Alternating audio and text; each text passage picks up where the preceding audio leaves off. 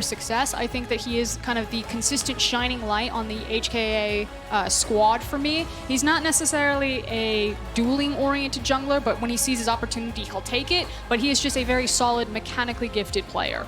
Yes, certainly was. I don't want to remember back to too much information about Crash. Of course, was on Longju before he decided to go to a whole bunch of different regions and didn't necessarily do the things that we wanted Crash to do when we were so excited about him. But already, so many picks coming in. Renekton going to be yet again the first pick option here. No ability to pair that with an Elise, and it is going to be still early game. The focus on Mega's side, of course, something that we were expecting from this squad as the Thresh comes out as well, to try and combat that Rakan that's already been locked in. And Crash, he has got that mechanics check in the Lee Sin already locked away, and this Xayah would certainly be something we'd be expecting in the hands of M1ssion. But I do want to kind of quickly point out the order in which they were picked. You normally never see the Rakan as such high priority. I mean, people can think back to the Fnatic versus G2 final, but that matchup was very, very different. Usually you see the Xayah prioritized because when you separate the Rakan from the Xayah, it's harder to find a winning matchup for Rakan. Usually you just,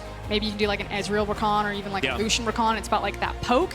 So to see Xayah kind of left open and the higher priority on the Rakan makes me really curious if DeuL just doesn't feel necessarily as confident on the champion. He did play it. It's not one of his big standout champions, much more of like the Kai'Sa player, but that is something to watch out for. If HKA only do that versus Mega, or if actually potentially as they move further on in this group, by putting so much priority on Rakan, they end up with a losing bot lane because they allow the Xayah to be separated from them. The thing I really like about it is the fact that they've just locked in Engage in that first round, right? They've got, I can go in with these champions, and does certainly fit their play style. As Ezreal going to be taken away from DeuL, of course, a player that I have a bit of history with, of course, commentated him promoting into the LCK with ever 8 winners, and then was promptly taken out again very quickly. That was actually with Keen, of course, a pretty storied top laner over in the LCK that unfortunately didn't make it once again to the World Championships. 280 carry is going to be banned, as that Kai'Sa that you mentioned before going to be taken away here by HKA, and Mega eSports get rid of the gangplank on the top side of the map. 3Z not going to have that, and 3Z is the standout name here for HKA for me. Of course, was their big player when you and I were commentating Rift Rivals last year. I think 3Z is a bit streaky, however. Like some games he looks amazing, and then some games his mentality just doesn't shift, and he tries to play hyper aggressive when he doesn't have it. And though Quinn was banned in our first series, it is actually going to get through. I expect it to be a top laner, but of course it is a flex pick. Yep, Uzi certainly showing us that you can theoretically flex it to the bottom lane. Don't know whether that's necessarily a thing we want to see happen again, but this is a bird comp. Yeah, there is a lot of flying around. What's the next pick then? Anivia? We go on Anivia mid lane? You know something's gotten real strange if we see the Anivia locked in. No, that has to be it though, right? I'll be very disappointed if it doesn't happen.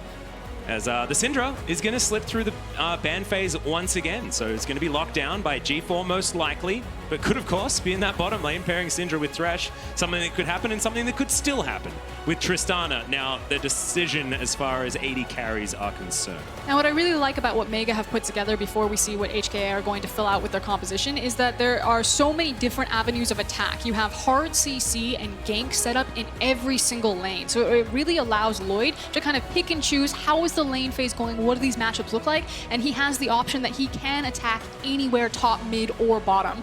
As HKA would round out though, I really like the Corki pick because you can have the early Hex Shrinker itemization into the Syndra to just deny the all-in unless Syndra gets snowballed that farther ahead of you, so I think it's super safe. Otherwise, HKA, they've got a lot more scaling. I like to call them bridge options in a sense of kind of bridging you from your early game to your mid game or your late game in the Quinn and Lee Sin. So a lot of eyes are going to be on Crash and 3Z in the early sections of this game to make sure that HKA allow Corki and Xayah to scale up to those 3 items.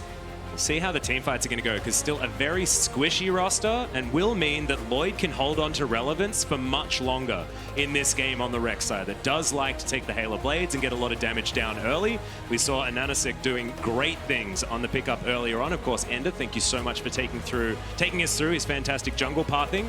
But like you say, I like the combination of Corki and Xayah. It is a tale as old as time as far as the similar range on these two, and the fact that you have perfect damage balance between these two champions. Which is why I also really love that Mega put priority on Tristana, one of the few champions that can match some of that range, especially with something like a Syndra or even a Cassiopeia. I think as we go longer into the tournament, watch these two champions and how often they're matched up together, because it's impossible to dive back and kill Tristana if she's always standing next to these types of mages. The Scatter the Weak, the Cassiopeia ultimate, it basically creates this massive buffer zone in front of her that just lets Tristana abuse you with her superior range and walk front to back in team fights. Not to mention, Buster Shot pretty good for the self-peel, as well as Flay being available from the Thresh that you're going to have on the bottom side of the map. But the Lovers duo is certainly formidable on the side of HKA. I like both of these compositions. Let's see which one comes out on top as we get into game 2 of the day. Mega versus HKA.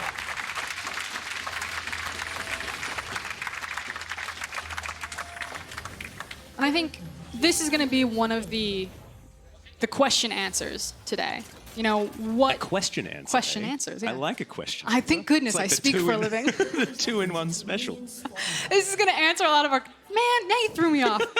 No one really knows what to expect from any of these teams. To be frank, the real talk is these regions are so lopsided. These teams come in and they smash. They maybe lose like 3 games an entire split. Now, HKA played a lot more games in the LMS, only lost to teams like J-Team and AHQ, kind of the other representatives, dropped a couple of games. No, I think they 2-0'd Flash Wolves every single time, so never mind. But it's this idea of how good are they really? Because in their own regions, it is nothing but dominance. These are the top end of everything that you could see from the VCS and the LST. Yeah, these are things that we've spoken about before. It's like the big fish, little pond syndrome, and how much of a small pond is it that you're dealing with? And thankfully, we're going to be able to find out a little bit more about it here now as the minions finally crash in the mid lane. Bit of HKA history on your screen right there. Second Worlds appearance for this squad, and we don't want to talk about their first one. Let's just move on past that. But that was with m1ssion on the roster, and now Threezy finds Rockky.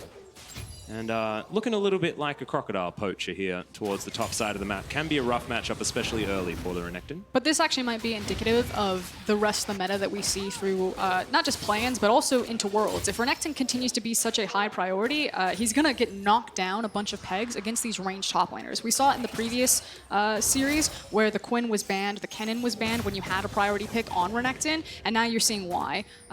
Yes, he's super dominant in lane, but against ranged top laners, like you say, they can really abuse him.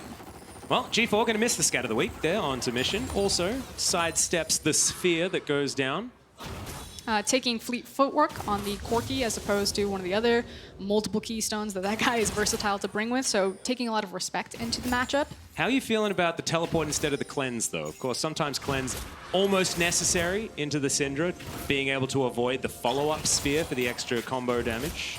As the hook is going to land bottom side of the map, good play back there as well, but Kaiwing not going to be too worried about the situation presented. I think the difference between taking the teleport summoner and a combat summoner, something like either the ignites, the cleanses, the heals, things that either help you prevent an all-in or look for an all-in. It's just about how you get pressure in the lane differently then. So Corki and m1ssion will be able to get pressure by kind of cheating backs, getting onto the field when his opponent is kind of walking back to lane, since Syndra opted for the heal here. And then it's a question of what does he do with that extra time? Is this a TP when he has access to a package? Is this using a package on one side and then TPing back to his lane? So that's what we need to keep track of with a summoner spell like that. Or if he just gets blasted because he eats a Scatter of the Week and then gets knocked up by Lloyd and dies, probably going to wish he had that cleanse.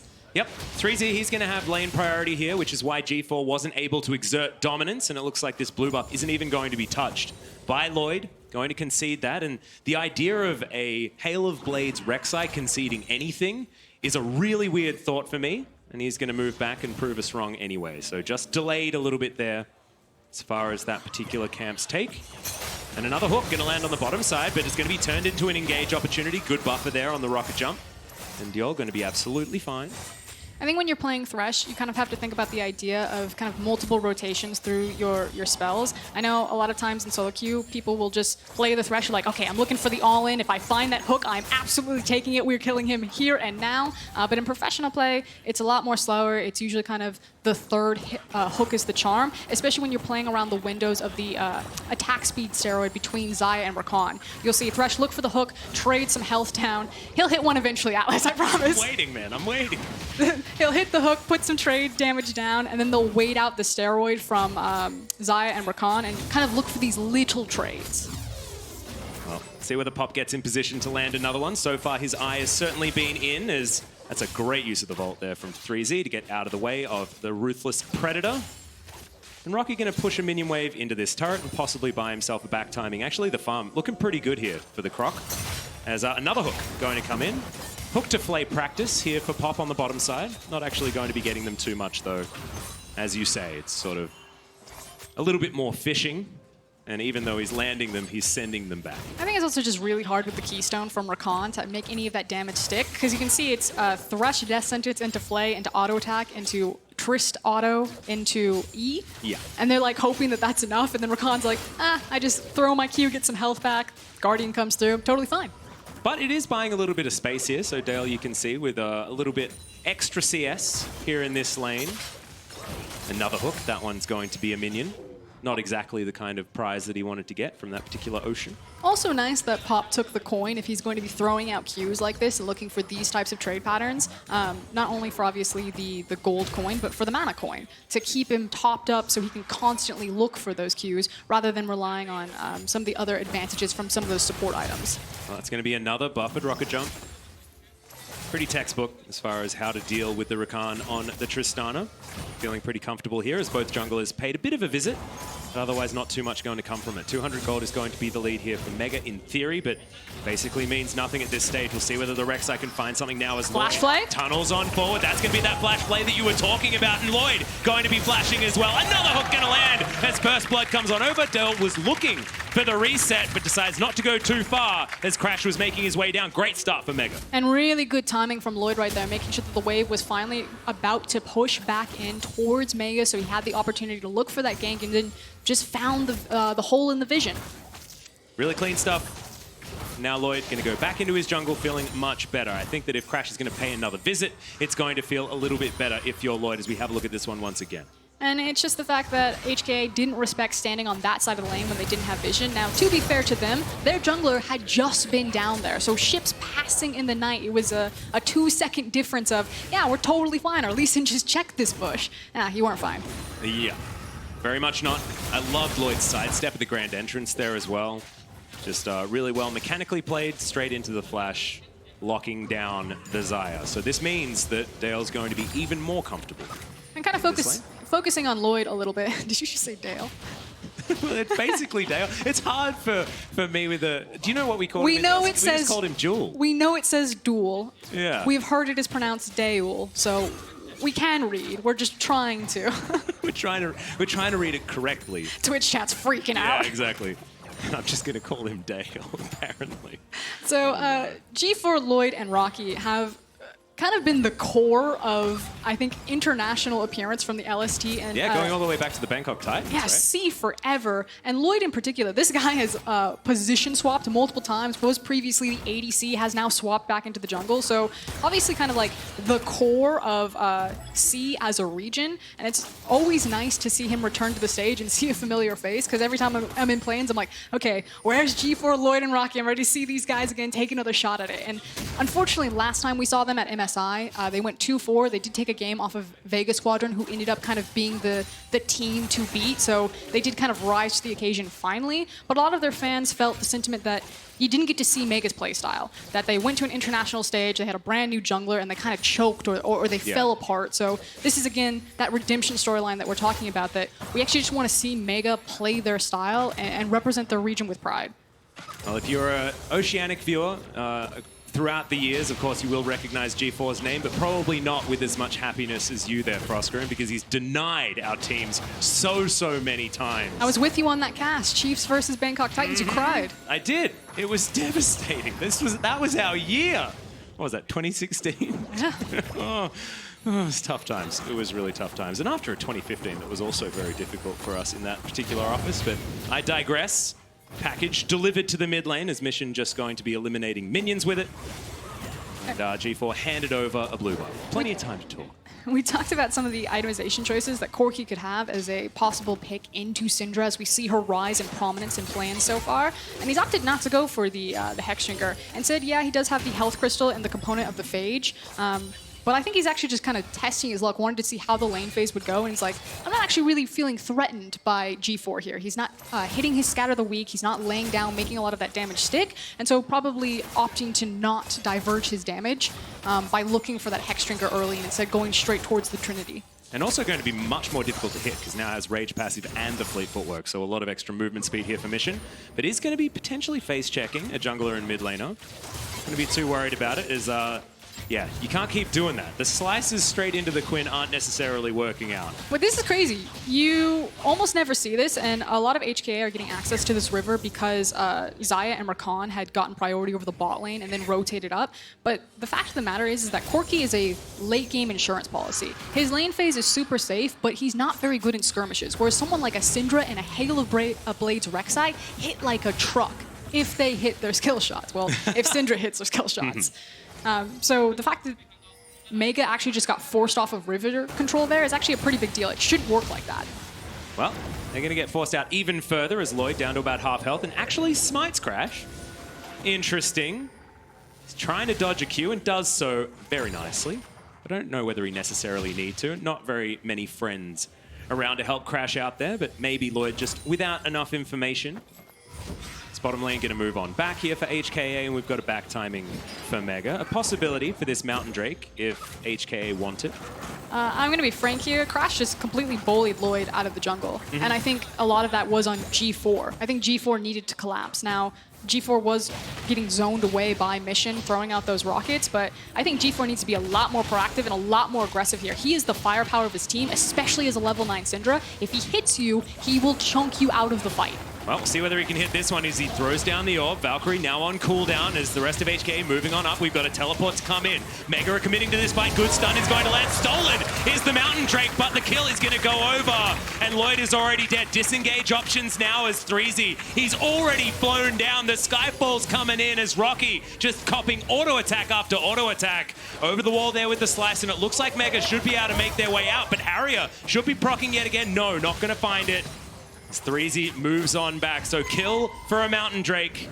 There are arguments for good on both sides. Yeah, I'm going to give it to Mega right there. This Drake, so important, obviously, for its early access into Baron, potentially. But because HKA were able to force Mega behind their tower, they're going to try to walk this directly into the Rift Herald, while Mega are trying to scramble to get back in position on this map. Here comes the TP. Yep, another TP into another pit, this time on the north, as we've got a flash, but the hook is going to land. The Scatter the Weak was good this time as G4, they're trying to deliver it to him, but Pop says, nope, we're not going to do it this time. Can't risk a Valkyrie coming off cooldown as Shelly is going to change her attention over to Lloyd.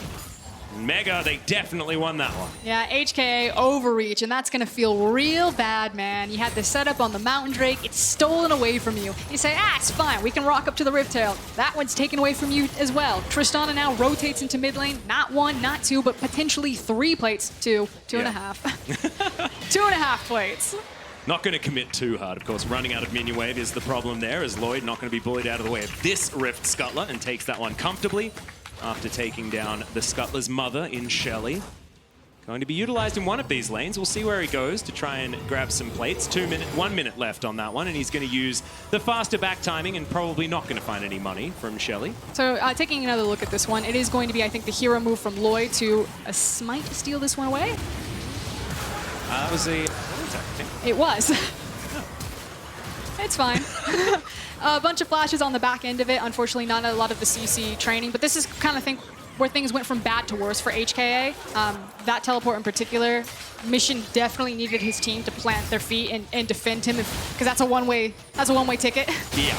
And also did use the Valkyrie, didn't get over the wall, so that's going to be the problem. Is we are going to eat these last couple of plates here. Shelly will pile on through and gets the most valuable turret here for Mega. So a great start here for the Southeast Asian squad. So there were 2 ways, or not just 2, there were a couple ways you could have played that. You use the Rift Herald and you take down that mid lane tower. You just called it the most valuable in terms of access and opening up to the map. Or you use it with your Tristana, because we're still so early, or excuse me, well now it's crested over. You use it with your Tristana to try to get some of those plates off and try to snowball Tristana even further ahead of the clock, because having her on 3 items means so much more in this game. I didn't know that Lloyd was actually going to be able to get to one of these side lanes to take out those plates after he backed, and there was only a minute to go, so I'm impressed that they were able to get those last couple of plates mid. And I think that was the call on it. It was just the fact that they didn't set it up, and then they just immediately had to use it to make the most bang for their buck. But now my concern is with the map being so open now, these kind of outer towers falling down, I actually don't think that Mega's composition does very well on an open map. They do really well when they're grouped up, and Rockky unfortunately hasn't gotten the type of lead that he's needed. He's 30 CS down, so if they want to sit in a 1-4 formation, I think Rockky will just be punished by 3Z on this Quinn. So I'm curious how Mega are now going to kind of navigate this open map state. Well, what they're doing is they're putting a Tristana into the inner turret of their opponent on the bottom side of the map. So feeling very comfortable. But that could be a great adaptation. If your Renekton didn't get the lead that he wanted because he just got pushed in on his head by Quinn, then you feel that you have the safety on the Tristana. You're getting solo experience, solo gold. She's got the rocket jump, the booster jump. She can push it away. And again, you're trying to get that snowball for DeuL ahead of the clock. And also he has so much vision there on the bottom side of the map as well. So he was relatively comfortable just moving up and getting pressure on the inner turret. Isn't going to press his luck though as he moves back towards the mid lane just to try and eat some more of those red dots. Crash. Looking for this Rift Scuttler, does get it. Lloyd is going to just smite him to say no. It is going to be, luckily, for HKA going their way. And 35 seconds now on that Infernal Drake, and that is why that Scuttle vision is so important. We'll see whether HKA can actually put up a fight for this one. It's 2 very important Drakes as our first rolls. And as we come into this potential Drake fight, I do want to highlight a key item, the stopwatch actual pickup from M1ssion here, because that could be the difference maker if the Syndra ultimate is able to completely burst him out, or when he uses that stopwatch, as well as now having the completed Trinity Force. So I think that window, if this is a 5v5 around Infernal, is kind of the moment to watch for where this game is going to break. Does M1ssion survive the team fight and output all that DPS on the Corki, or does he just get blown up? We've currently got a Zeal instead of a rapid fire cannon as well, but Pop already taking so much damage there in the mid lane. Gets the heal out from DeuL as well, as we've got a fight on 2 fronts. Lloyd taking a bit of damage, looked like he didn't notice as he starts off on these Raptors, and now HKA, they're going to poke the dragon and see whether they can actually secure this one. Remember last time it was stolen away from them, and they're not going to opt in for that situation yet again. But you can see they didn't set up their lanes correctly. HKA, they assist ping on the mid and the bot wave. Mega have priority in both bot lane and mid lane, which will give them a faster access and rotation into this river. They can now try to clear out this vision, potentially set up a trap, start the Infernal. Not maybe my favorite call, but I think they'll get it. Yeah, they are certainly going to get it. It was right under the noses of HKA. Of course, had vision of the area with the Rift Scuttler that we were talking about earlier, but very cleanly done by Mega. They just pushed HKA out of the way and grabbed the very coveted objective. So now Mountain and Infernal as we move towards that ever-present Baron buff coming up in 2.5 minutes. And you'll hear us talk about the word fundamentals a lot in the play-ins, especially when we're looking at kind of very different teams with vastly different tournament structures and just kind of levels of international experience. And that's kind of, again, a perfect snapshot of what we mean when we're talking about fundamentals. The fact that HKA didn't attribute time to their waves to give them access to walk into the Infernal. So Mega did the right thing. They were just patient. They waited for the waves to pull HKA out of the Infernal pit, and then took the Drake for free rather than trying to force the fight, which, great play. Yeah, pretty nicely done. 18 minutes now on the clock as we're looking for another objective. 3Z, he thinks that it's going to be Rockky, as doesn't land the blind, but this is a Crocodile that just can't really move out from underneath his turret. And also a potential win condition now for HKA. They've been playing on the back foot. They don't have the gold lead right now, sitting in between a lot of different item breakpoints. We talked about that bridge where you need 3Z to really 3Z pop off. looking for the solo kill. The flash comes in. He outplays him. No! Oh, he never even hit him, so it's an execution. So in theory, that's good news for 3Z, but man, that was so close and then so far. Round two, up top, let's go. Yeah, we land a stopwatch really nicely as G4. He's like, I got no buttons left, can't do anything, and he's going to be dead. The rest of his team turn up, but they're way too late. Still a 3v3, and it looks like they want it as DeuL's going to use his rocket jump to close the gap. It's Crash! Oh my god, Pop, that was a hook. to end all hooks is now Kaiwing. He's trying to offer something, but doesn't get there. Pop is holding this team together, I swear. That was the glimpse. That was HKA like, okay, we've got it. We got the win condition. We have Quinn in the side lane. Ah, that didn't work. Okay, top lane. We got top lane. Ah, that didn't work either. And now he did a little bit. And now Mega, again, winning across map. Armin. Rockky just shoved that wave all the way into 3Z's tower. He's now made his back. He's feeling much happier, much more healthier than he was. He was starting to really feel that CS discrepancy. It's still there a bit. But let's have a look at it one more time. Take us through what happened, Froskurinn. Okay, so Rocky's not going to hit him. And 3Z is going to chase through the tower. He flashes, matches flash for flash, doesn't get the auto off, and then the final tower shot and the minions. And Rockky didn't even need to use Color Meek or anything like that. Didn't need to do anything fancy. Just wandered around underneath the turret. I liked it. This is that stopwatch you were talking about before, used to perfect effect. And then G4 had no buttons to save himself, but Pop comes in. Wait for this hook onto Crash. It's really nice. Yeah, good CC follow-up. Not necessarily predicts the flash, but obviously recognizes that Lee Sin's probably going to instantly flash. Having a look at the gold, DeuL still looking fantastic. Stop laughing at me, okay? I've got an Australian accent. It's difficult to pronounce things effectively, and I live in Korea. DeuL over here on Tristana. Yeah. But he's 1.4k ahead. This is a Trist that's feeling real great at 20 minutes into the game. Yeah, he's almost completed his third item. That's a lot of critical strike. That means that to win this game, again, we talked about the win condition potentially for HKA. Look at these firsts. Well, that were not they were not his stats. I watched in the LCK. Let me say that. A He lot has of Mega improved. in summer, and it's just Mega punching down. But the crazy thing is Mega weren't even considered the favorite team to be here. It was a team called Win. But when it came to their playoff format, Win actually got upset by one of the weakest teams in the LST, and then Mega just steamrolled through. Yeah, it's like they there was a turn-off that Win took, and it wasn't a great one. It's like, you know how you look for that shortcut, and then unfortunately it's actually just a brick wall? Like, damn. Well, maybe, better luck next year, 2020. Maybe the vision's going to be stronger. Rocky's hugging his tower. He's like, I've got it. Yeah, this is my best friend. I know how to outplay this one.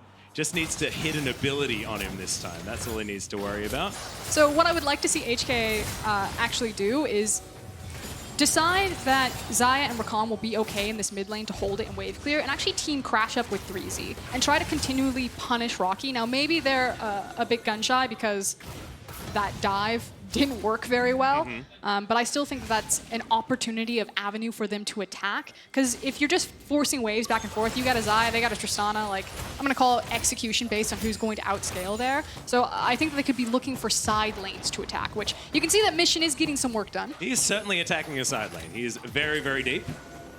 And Crash is here just flanking as well, looks for Agatha or the Gronk on the blue side of the map. For those of you who don't watch the LCK, and Mega are just going to go on down and pick up their second Mountain Drake, meaning that if a Baron is something they want to look at, they're not going to have to look at it for very long. And that's the concerning thing here for HKA. It's that if you are trying to find kind of table scraps into these side lanes because you're afraid of the 5v5 at this point in the game, when you're looking at double Mountain Infernal, you will be forced to 5v5 because now Mega will have so much freedom to walk up to the Baron and say, if you do not challenge us, we are going to take it instantly. So the time has come, HKA. You will have to fight them.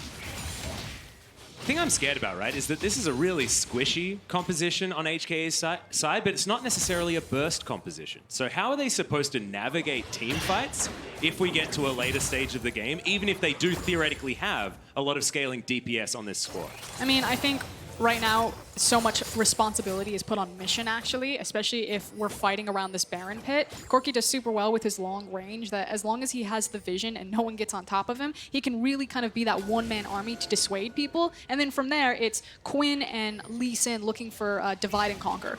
Separate people, try to find some of that. I mean, I agree with you, it's not necessarily burst, but just to separate someone out and kind of pick off the weak. Okay, so a little bit like a try and poke them down, try and get them into awkward positions, get the straggler, and then move on through the rest of the team with a man advantage. But it is so much harder to execute versus Mega's composition. I've seen this movie before, Froskurinn, as we've got the Vault to come in. Rockky taking a lot of extra damage here at the beginning, and 3Z says, nope. Not doing that one again. But now Mega are in the situation where, again, this is the only place that HKA are feeling confident and are winning. So Do you save Rockky? Do you pull him out of this? Do you try to force the 5v5 on the Baron, have confidence that you have that double mountain? Or do you continue to let your Crocodile just get smashed by this bird? I actually think that you just all in on the Baron right now, right? You've got 2 Mountain Drakes, you're going to kill that thing so quickly, but HKA have a different thing to say about it. Pop is going to go golden, as now HKA running for the hills as Rockky teleports his way forward. And that has to be, that's the trigger. Rockky just pulled the TP. You can see Quinn is going to town. Yeah, completely committed on the outer turret on the bottom side. So this Baron down to about half health. We're trying to get there. Flapping our wings as we're trying to get forward, but Lloyd has to go golden. G4 flashing over the wall. Crash gonna get out of the way. Quinn's here. Of the week. And finally, 3Z is going to arrive, and that's because they peeled away from the Baron, trying to find kills that they didn't manage to get. Mega are in trouble. Like you said, they were trying to find kills. They couldn't find them. They burned all of their cooldowns. Mega tried to go all in. They tried to be bold. They tried to be confident. They tried to force the Baron, and it burns them really hard. This is exactly what HKA needed to continue to stall out this game, to continue to buy time for Corki and Xayah. Yeah, I really thought that 3Z had overstayed his welcome there on the bottom side of the map, maybe greeting for an outer turret when he could have been defending the Baron, but they made the right play. Crash was there threatening to try and steal away the Baron. Just do it, boys. Yeah, someone start the Baron. Let's start trying to find some of these objectives. And you can see Mega. Mega knew. They started their backs. They stopped them. They're trying to stagger them right now. But this is so far this game is being defined by indecision. Yeah. These intense split-second moments. Do we do the Baron? Do we not do the Baron? And both teams have fumbled it. So someone has got to step up and make their mark. Well, Crash is going to miss the Q. There's M&M. Off the hook. Lands again. Damn. That's a targeted ability for this Pop guy, I swear. Really nice stuff. M&M, though, only has to blow the heal, so still holds onto the flash and has that Feather Storm available pretty soon. As this Trist is getting bigger and bigger. Level 13, drawing a bead. And that range is just extending. This team fight is looking scary because Mega can just fight front to back very comfortably with this composition. So Mega are in a situation where they're playing now without teleport. So as soon as Rockky is down there, they're playing without a numbers advantage. So they have an opportunity where they're going to get another crack at setting up this Baron, but it's going to be harder to do now because they don't have access to the Renekton. And then they're running out of time. You can now see the experience difference between 3Z and Rockky. We've been watching him just punch down on Rockky all game long. So this is your window, your shrinking opportunity. 3Z will eventually break this. Mega might be forced to make the decision on the Baron again. But it was certainly a Rockky advantage throughout most of this game. Only recently, 3Z has been able to get him with the out farm, close to 60. This Crash just going to tag that Baron to check whether anyone's doing it. Finds out the good news. Not going to need to go in for any steals just yet. Okay. This is on repeat, pretty sure. I wish Crash would actually just walk down there, or even better, Mission, because he's got TP. But this could certainly happen. If Crash is going to be bottom side of the map, the Baron should belong to Mega. As Sonic Wave now on cooldown, not going to find the stun once again, is G4. And that means Mega are going to pull away. Rockky, oh, he stepped a little bit too far. Blade of the Ruin King comes forward, trying to get as much health back as possible. But once again, 3Z not going to bite off more than he can chew. So your two options if you're HKA and playing kind of this map formation is that you send down Mission with 3Z because Mission has the TP, and you actually just kill Rockky and then force the tower. And you're no longer playing to defend the Baron, you're playing to kill the bottom inhib. Or you send Crash down there. And you think that the poke damage from the Corki is able to dissuade them from the Baron. I do agree with you, because it's double mountain, probably better to leave Crash there to look for the potential steal. But if we just keep lining up in kind of this 1-4, I actually think it means less for Mega. Like, I still think that HKA's composition harder to execute, but I feel like they will be the superior, more experienced team, especially in these types of scenarios. So Mega is getting hard stalled out here. They cannot figure out how to break this problem of wanting to get this objective, and they are unsure how to continue to move their advantage in this game without Baron. My main takeaway from that is the fact that they have a lot of options of things that they can do, and they're not doing any of those things. And we just like something to be done, you know, some sort of decision to be made in this game, because just slowly but surely farming out side lanes isn't necessarily good for either of these teams. Because HK, I like that you talk about their composition and how it's played. in the late game because it's a finesse comp, right? Like, you don't have a Ooh, I front like that line. word. You need to use your poke damage, you need to use your zoning tools, and you need to use your flank potential in order to make it work, but there are only very select moments that you have to carve out of this game, and they're not necessarily doing that either. So there's certainly some criticisms on both sides. And I actually don't know where the break point's going to be between Renekton and Quinn. It could just be that with Rocky's... Surprise, surprise, a lot of burst damage as G4, of course, is going to be there. It could just be with Rockky going away from the Spear of Shojin build and instead going just like straight tank, that eventually 3Z just loses the ability to kill him, continues to farm up there, but the Renekton's just unmovable.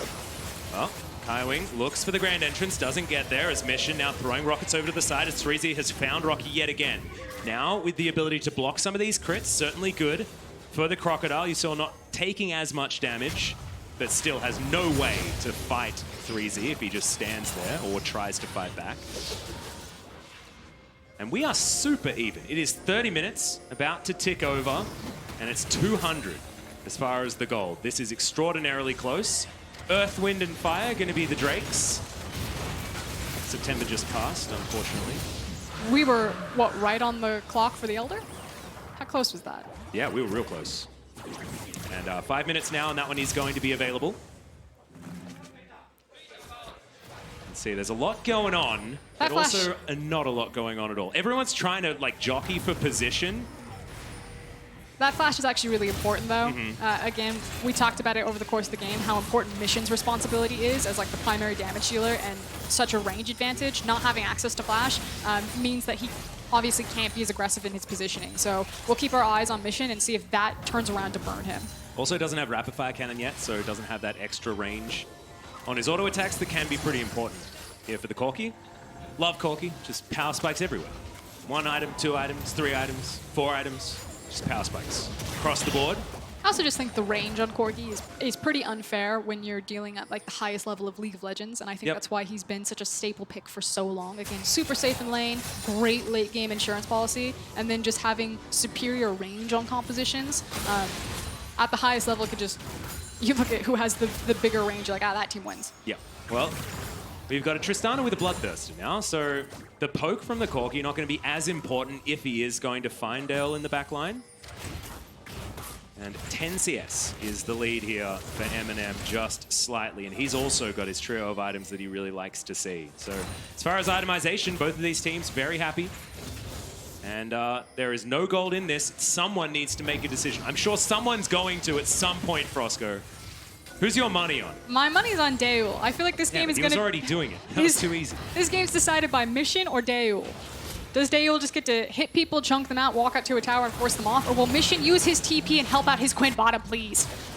Well, 3Z is taking inner turrets on his own, so maybe doesn't need too much help at this stage. Rockky just gave up. Yeah, well, I would too, to be honest. He hasn't been having a great time. Okay, here comes a potential package flank. Yeah. I don't think he's going to do that one. The Corgi taking on a little bit of a walk here. Make sure you get that exercise in if you're going to be playing that skin as Lloyd. He's barely missed by that one. He's playing middly right now on the An inhibitor turret fell down. 3Z now going to try and kill the Crocodile and should be able to do it very comfortably. And if he doesn't kill the Croc, he will kill this inhibitor. There's now the slice, the dice, the vault. And no, Rockky, you're not doing nothing. And 3Z's just abusing this matchup. And the problem is Mega can't make a decision, and therefore there's nothing to be gained elsewhere on the map. Yeah. It's almost a flame horizon from 3Z as well. I'm really glad that we highlighted it. Of course, 3Z being a player to watch. I think if you were to talk to someone like Raz, he was certainly really up on 3Z in 2018 Rift Rivals when he was there. And I believe Marchi at the time. Hipster Raz. Hipster Raz, the guy loves it. Okay, we're making the decision now. Like you said, Mega have run out of time. They're using the TP. They're going all in right now. They don't have the bottom inhib. This is it. Right, we're going for a 50-50, boys. 2,000 health now on the back. Stolen by Crash. HKA. Can they win the team fight afterwards? Crash is going to go down very, very low, but Mission destroys Lloyd. Rockky goes golden, but then goes into the death chamber. A double kill. Now for Mission, Pop's going to go down. And the Xayah grabs one of them as well. M&M picks it up.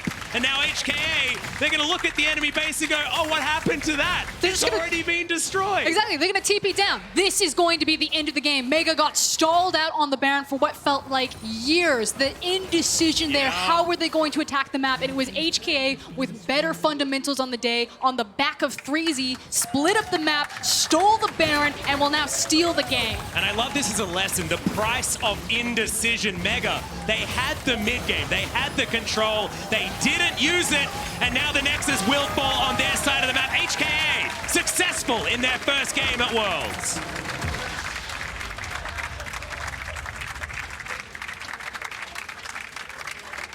That one was a doozy. That was a doozy. Certainly unexpected with how the mid game went, but it is a great lesson to take away. You need to make plays. If G2 taught us anything, it's make decisions and be on the same page about them. Then it doesn't necessarily matter. Like, any decision that you're all on board with is generally better than a good decision that is made only half-heartedly or by only some of the team. So Mega just needed to pull the trigger and they didn't. I also think it's putting a magnifying glass on how much top lane is going to mean in these play-ins. When you have guys like Nuguri and Huni, who have just been, well, Huni kind of coin flippy. I mean, if you but can be just look at second game, you're fine. These monsters, because this game was finally cracked open by HKA through their top laner. Yeah, and it was abuse of Renektons as well. We've seen so much priority on this Renekton. And of course, Nuguri on the Vladimir into the Renekton earlier on.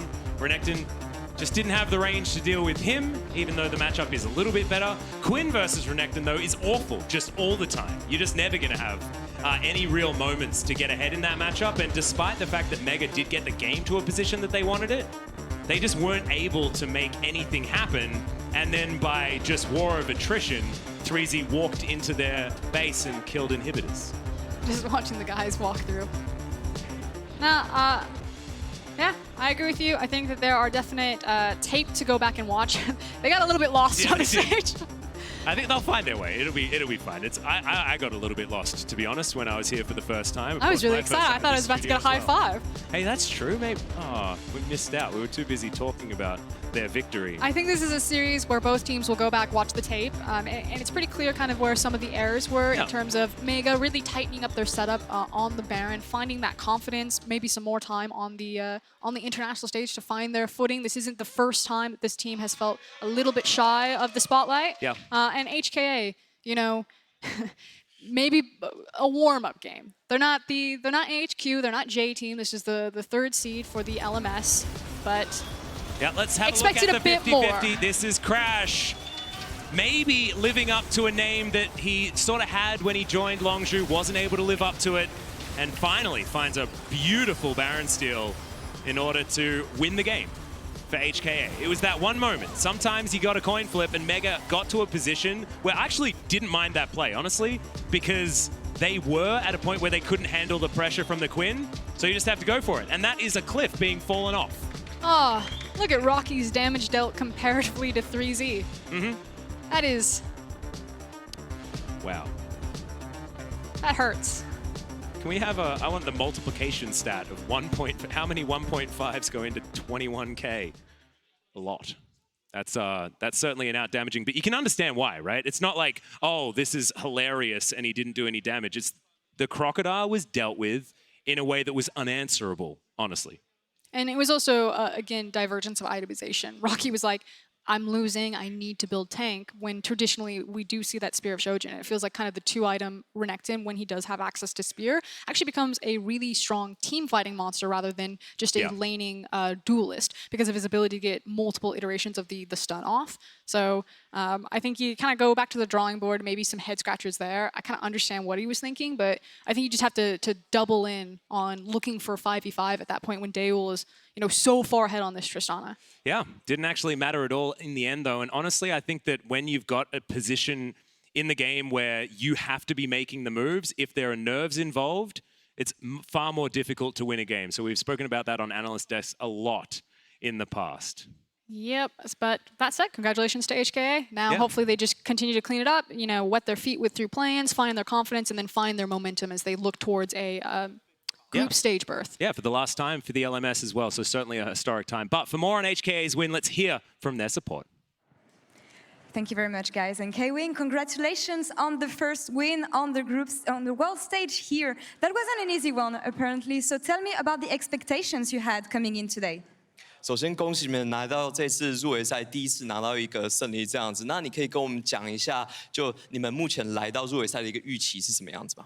我们的预期是小组赛、入围赛会全部赢，然后就进16强。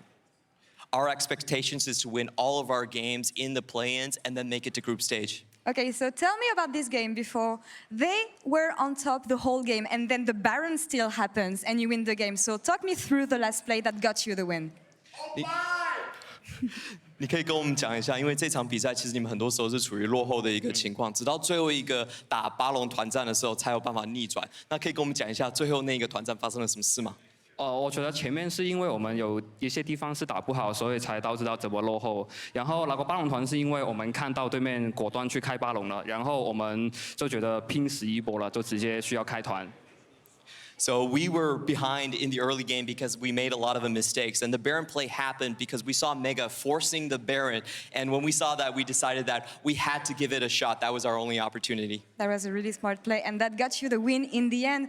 You are one of the returning players here in the play-in stage. Last time you played was 2017, got eliminated against Fnatic. So is there any player you're looking forward to face again, or you would like to take revenge on this year? 你也是 HKA 就再度回到世界赛赛场的一名选手。那时候在17年的时候，你们其实是被 Fnatic 击败的。这次回到世界赛，你有哪一个选手你特别想要面对的吗？选手吗？可能也是 Fnatic 的下路吧。我想再跟他们打多一次。I think it has to be Fnatic's bot lane. I want to face them again. Well, hopefully you can face them again. Thank you so much for the interview, and thank you for the translation. We're going to take a break, and coming back is going to be Game 3 of the